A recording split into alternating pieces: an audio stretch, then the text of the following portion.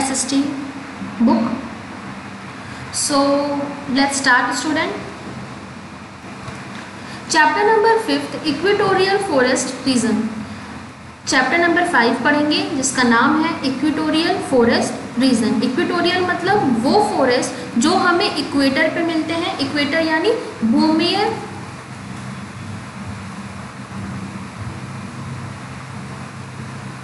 भूमध्य रेखा पे जो हमें फॉरेस्ट मिलते हैं, लाइक ये हमारा अर्थ होता है, ठीक है।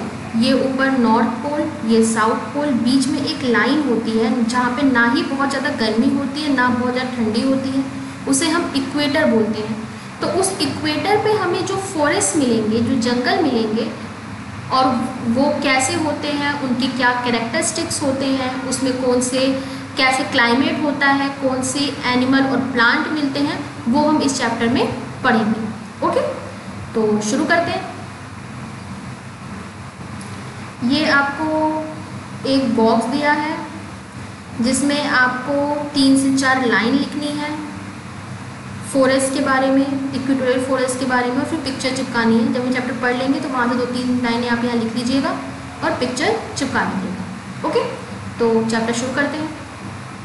You read in the previous chapter, आपने प्रीवियस चैप्टर में पढ़ा होगा that earth has different temperature. जो अर्थ है उसमें, या जो हमारी पृथ्वी है, उसका टेम्परेचर जो होता है, तापमान जो होता है, वो डिफरेंट होता है, अलग अलग होता है। The climatic condition in this zone, जो क्लाइमेट का कंडीशन होता है इस जोन में, वो डिटरमाइन किया जाता है उसके वेजिटेशन के काइंड से, प्रकार से। और जो लाइफ होती है एनिमल की इस जोन पे वो प्रेजेंट होती है, मीन्स इस जोन पे एनिमल की लाइफ प्रेजेंट होती है। Equatorial forest reason fall in the torrid zone where it is very hot and wet। जो इक्वेटोरियल फॉरेस्ट होता है, यानी जो जंगल होता है इक्वेटर पे, वो ना कि बहुत ज़्यादा हॉट होता है ना ही बहुत ज़्यादा वेट होता है। टॉरिड जोन पे जो फॉरेस्ट होते हैं बहुत ज़्यादा हॉट होते हैं, बहुत ज़्यादा गर्म होते हैं, वेट होते हैं, यानी वहाँ बहुत ज़्यादा सूखा होता है। These forest is known as equatorial rain forest। In forest को हम इक्वेटोरियल रेन फॉरेस्ट कहते हैं। They receive heavy rainfall throughout the, ये साल भर बहुत अच्छी बारिश होती है यहाँ पे। These forests are found in both side of equator। ये जो इक्वेटोरियल रेन फॉरेस्ट हैं ये इक्वेटर पे दोनों साइड में मिलते हैं। If you look at the map, अगर आप मैप देखें बहुत ध्यान से, you see that place and continent that fall in this region are South Africa, America, Southeast Asia। Southeast Asia, America, Africa, ये रीजन आते हैं इस प्लेस पे जहाँ पे आपको इक्वेटोरियल फॉरेस्ट मिलेंगे। साउथ अमेरिका में, in South America the country that fall in this region are Ecuador, Colombia, Brazil. ये कंट्री है जो आपको मिलती है यहाँ पे। अफ्रीका में कंट्री है लिबेरिया, इरोवेरी कोस्ट, गाना, निगेरिया, ग्यूनिया, कॉन्गो, ये मिलते हैं आपको इस जोन में। वहीं पे साउथ ईस्ट एशिया कंट्री जो होती है, जैसे मलेशिया, इंडोनेशिया, कुछ इंडिया के पार्ट, ऑस्ट्रेलिया के पार्ट, इस जोन में आपको यहाँ पे मिलते हैं। ठीक है, अब बात करते हैं क्लाइमेट की। As the country is situated near the equator, जैसे कंट्री जो है वो इक्वेटर के पास होती है, it receive direct heat of sun, जो कि सन की डायरेक्ट गर्मी को रिसीव करता है पूरे साल। एज अ रिजल्ट, इसीलिए जो क्लाइमेट होता है बहुत ज़्यादा हॉट होता है, ह्यूमिड होता है पूरे साल। The noon are specially very hot, दोपहर में बहुत ज़्यादा गर्मी होती है यहाँ पे। ड्यू टू हाई टेम्परेचर बहुत ज़्यादा हाई होने की वजह से, ज़्यादा होने की वजह से, और रेट ऑफ इवापोरेशन भी बहुत ज़्यादा होने की वजह से फ्रॉम वाटर बॉडीज़ से बहुत हाई होता है। हर एवरी डे बाय आफ्टरनून, हर दोपहर में, इट रेन हेवनली, रेन जो है वो हेवनली होती है, यानी बारिश जो है वो ठीक ठाक ही होती है। इवनिंग में और नाइट में जो टेम्परेचर होता है वो कूल होता है, ठंडा होता है और प्लीजेंट होता है। Vegetation as a climate is hot, जैसे कि जो क्लाइमेट है वो हॉट है और ह्यूमिड है। Tree and plant grow quickly, tree और प्लांट जो है वो क्विकली ग्रो करता है। और जो फॉरेस्ट है इस एरिया में वो बहुत ज़्यादा डेंस होते हैं, डेंस यानी बहुत घने होते हैं। इसलिए उन्हें ट्रॉपिकल रेन फॉरेस्ट और एवरग्रीन फॉरेस्ट कहते हैं। Because they remain green throughout the year, क्योंकि ये पूरे साल ग्रीन रहते हैं। They receive the tree found in this forest grow tall to get sunlight. जो ट्री होती हैं इन फॉरेस्ट में वो बहुत ज़्यादा लंबे होते हैं ताकि उन्हें एक अच्छी सनलाइट मिल सके। The top branches and the leave from canopy at the top and thus preventing sunlight from penetrating into the forest. जो टॉप ब्रांचेज होती हैं, लीव जो टॉप ब्रांचेज होती हैं, जो कैनोपी की लीव होती हैं टॉप पे, वो अपने पत्ते छोड़ देते हैं क्योंकि वो सन की लाइट प्रिवेंट नहीं करना चाहते। इसीलिए जो फॉरेस्ट फ्लोर होता है वो डार्क होता है, डार्क यानी अंधेरा होता है वहाँ बहुत ज़्यादा, और वेट होता है यानी वेट मतलब बहुत ज़्यादा गीला होता है। कलरफुल वाइल्ड लाइफ, जो वाइल्ड लाइफ कैसी होती है इक्वेटोरियल रेन फॉरेस्ट में, अब वो देखते हैं। Each area of the rain forest has thousand of species. Rain forest के हर एक एरिया में बहुत ज़्यादा स्पीसीज होते हैं, बहुत ज़्यादा एनिमल होते हैं। Many plant eating animal live in canopy. बहुत ज़्यादा प्लांट ईटिंग एनिमल रहते हैं, मीन्स वो एनिमल रहते कैनोपी में वो एनिमल होते हैं जो प्लांट बहुत ज़्यादा खाते हैं, जैसे कि monkey, lemur, marmoset, flying squirrel, bat etcetera. At the lower level, वहीं लोअर लेवल में जो एनिमल है, animal that can run, flutter, hop, climb in the undergrowth are found on the forest floor. Apps,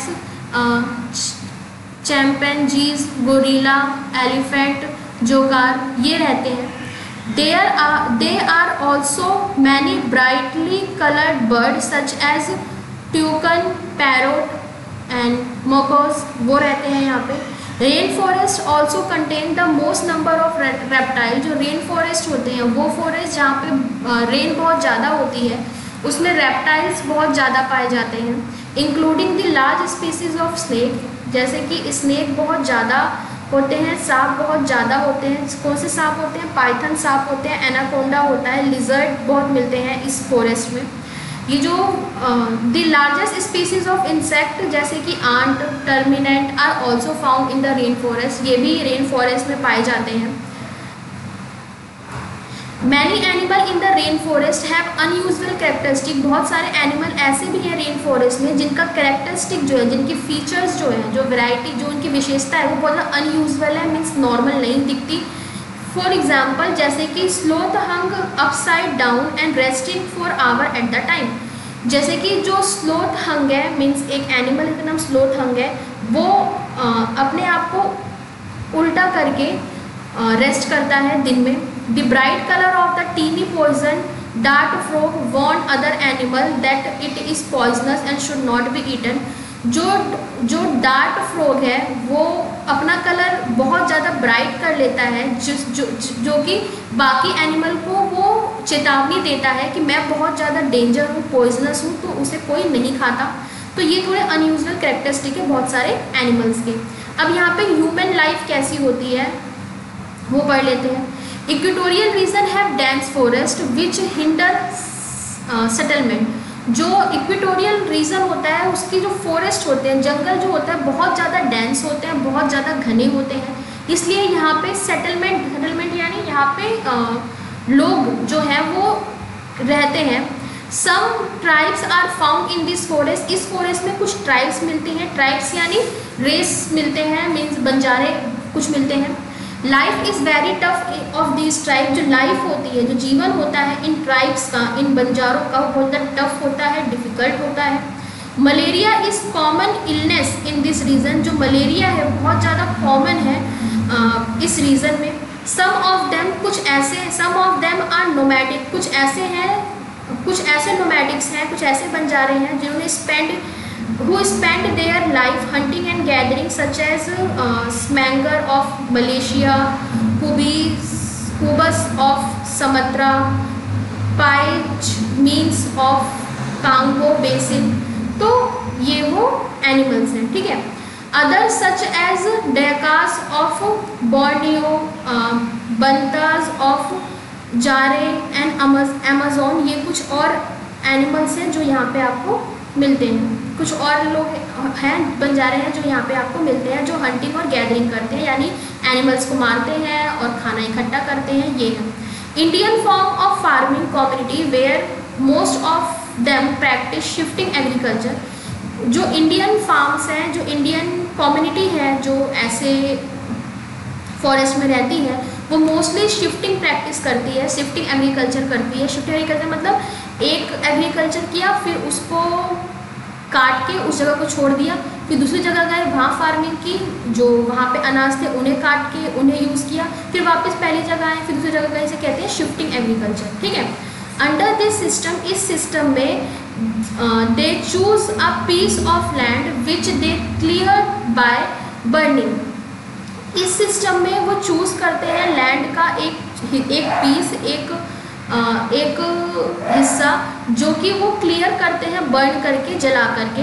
then they grow crop in this land for 2 or 3 years, after which the fertility of the land diminish and they move to a new area.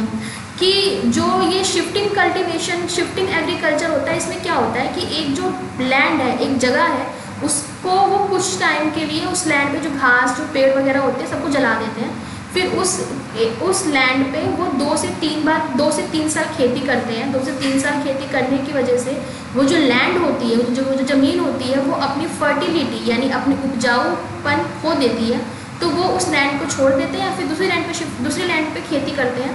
तो ये था आपका agriculture shifting. Plantation agriculture क्या होता है? Plantation agriculture was introduced by the European who sail in the lands to trade in the Southeast Asia country and Africa। Plantation agriculture introduce किया गया था यूरोपियंस के द्वारा, जो कि सेल्स करते थे लैंड टू ट्रेड, जो ट्रेड करते थे साउथ ईस्ट एशिया में, अफ्रीका में। थ्रू दिस मेथड, इस मेथड से crop are grown on a large scale, जो क्रॉप है वो बहुत ज़्यादा ग्रो हो पाता था कमर्शियल पर्पस के लिए। कमर्शियल पर्पस का मतलब क्या होता है? कमर्शियल पर्पस का मतलब होता है कि बेचने के लिए, खाने के लिए नहीं, बेचने के लिए। The crop grow in this plantation were T, coffee, रबड़, कोका। जो क्रॉप उगाई जाती है इस प्लांटेशन पे वो है टी यानी चाय, कॉफ़ी, रबड़, कोका, वो है। Let's recall the chapter. The equatorial forest region fall in the torrid zone where it is very hot and wet. जो इक्वेटोरियल फॉरेस्ट रीजन है वो फॉल करता है टोरिड जोन में, जहाँ पे बहुत ज़्यादा हॉट होती है और जहाँ बहुत ज़्यादा गर्मी होती है, और वेट होता है। वेट यानी बहुत ज़्यादा सूखा होता है, गीला होता है। Each area of the rain forest has 1000 of species और टाइप ऑफ एनिमल। हर एक एरिया जो है रेन फॉरेस्ट का, वहाँ बहुत ज़्यादा स्पीसीज मिलते हैं, बहुत ज़्यादा एनिमल्स मिलते हैं। स्पीसीज मतलब एनिमल्स बहुत ज़्यादा मिलते हैं। The forest in this area are very dense. जो फॉरेस्ट होते हैं इस एरिया के, यानी इक्वेटोरियल रीजन के जो फॉरेस्ट होते हैं, जो जंगल होते हैं, बहुत ज़्यादा डेंस होते हैं, घने होते हैं, इसलिए इन्हें ट्रॉपिकल रेन फॉरेस्ट कहते हैं या फिर एवरग्रीन फॉरेस्ट कहते हैं। Equatorial region have dense forest which hinder settlement. जो इक्वेटोरियल रीजन होते हैं बहुत ज़्यादा डेंस फॉरेस्ट होते हैं, यहाँ पे बहुत ज़्यादा घने जंगल होते हैं, जहाँ की सेटलमेंट हिंडर की जाती है, मीन्स जहाँ पे सेटलमेंट करते हैं लोग, रहते हैं। Habitat in natural environment of an animal और प्लांट। किसी भी प्लांट और एनिमल का एक नेचुरल इन्वायरमेंट जो होता है, मीन्स नेचुरली वो वहाँ पे कैसे रहते हैं, कैसे अडॉप्ट करते हैं उस पूरे एरिया को, वो होता है हमारा हैबिटेट।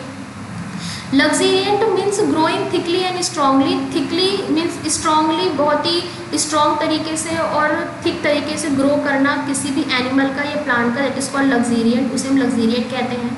शेडिंग, फॉलिंग डाउन, जब नए पेड़, जब पुराने पत्ते गिर जाते हैं, उनकी जगह पे नए पत्ते आते हैं पेड़ों में, उसे हम शेडिंग कहते हैं।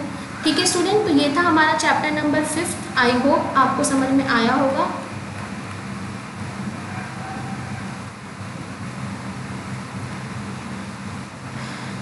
Thank you.